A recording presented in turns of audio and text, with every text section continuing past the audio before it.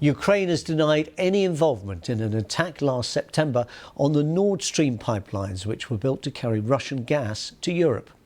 This map shows where they run along the seabed from Russia across the Baltic. The damage was discovered near the Danish island of Bornholm.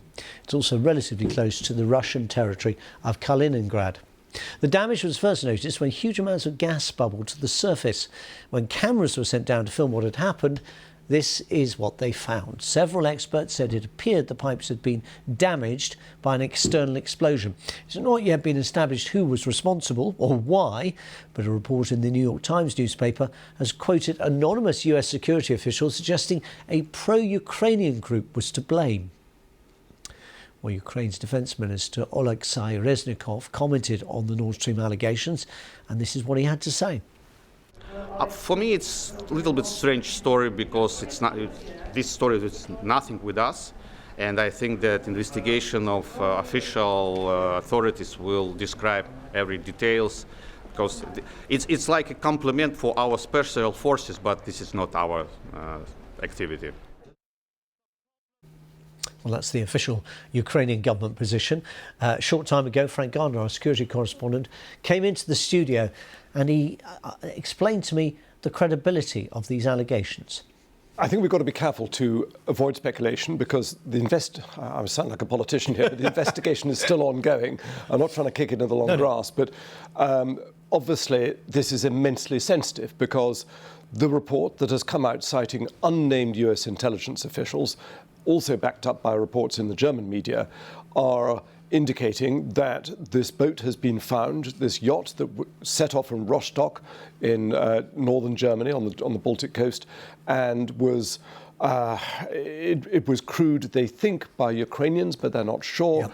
Now, if it turns out to be the work of a pro-Ukrainian group, that, of course, is a massive PR victory for Moscow, yes, which has said all along, nothing to do with us. This was an act of international sabotage, terrorism even.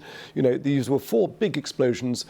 The conclusion, I think, of most Western intelligence agencies is that it was deliberate, it wasn't an accident, and that it would have had to have been state-sponsored in order for the sophistication of this, because this was done very effectively. There were 2 pipelines, Nord Stream 1 and Nord Stream 2, 4 explosions, rendering both of them inoperable. And presumably they're not easily accessible. The location involved presumably would require quite a lot of effort to get. Well, you'd have to know what you were doing. Yeah. So the German report talks of a yacht that has been discovered with traces of explosives found on the table inside the yacht, and they think that there was a captain, 2 divers, a medic, 2 assistant divers.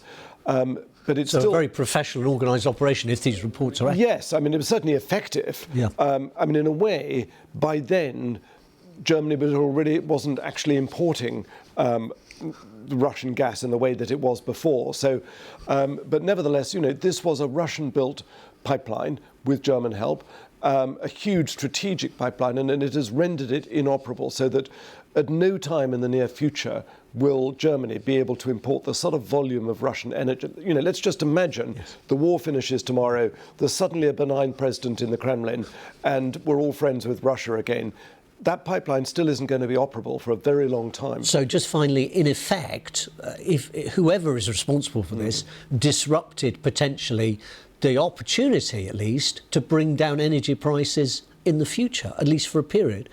Assuming the war came to an end. Yes, I mean, look, we don't know what their motives were, but this is now the second of 2 recent events that have happened where there's been this sort of murky idea of possibility of a false flag operation. So the Germans have hinted that they're not ruling it out, that it could be a false flag operation. What does that mean? It means where you make it look like somebody else has done it, but actually you did it. Yes. So making it look as if Ukrainians so you were can say we're the victim.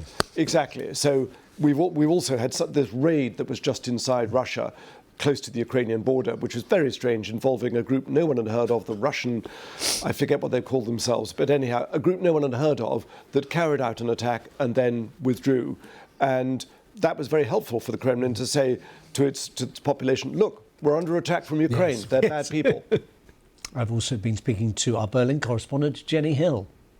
The main focus here in Germany is what's being published in the German press following a huge investigation by a national broadcaster and a national newspaper, which focus again on the yacht that Frank was talking about there, apparently rented out by a Polish company, reportedly owned by 2 Ukrainians. Now, we've just had it confirmed, actually, just as you came on air, from the German federal prosecutor that in January the investigators here actually searched that yacht on suspicion that it might have carried explosives to the site.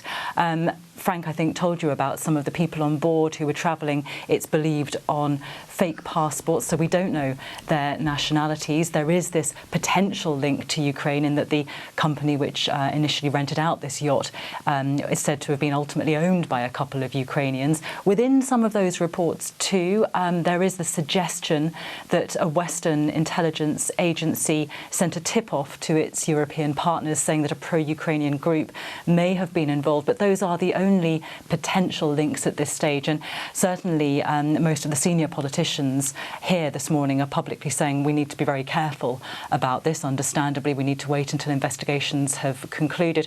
And indeed, the federal prosecutor has said they won't be giving out any further details about what, if anything, they found during their investigations.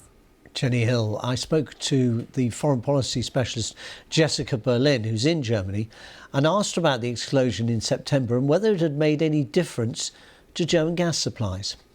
Nord Stream 1 had already been closed from August of 2022.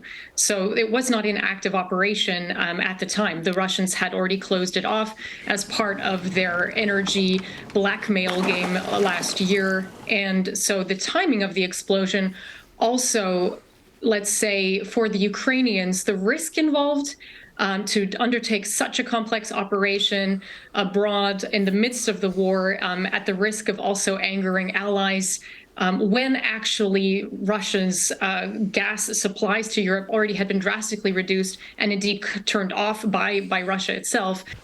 Jessica Berlin.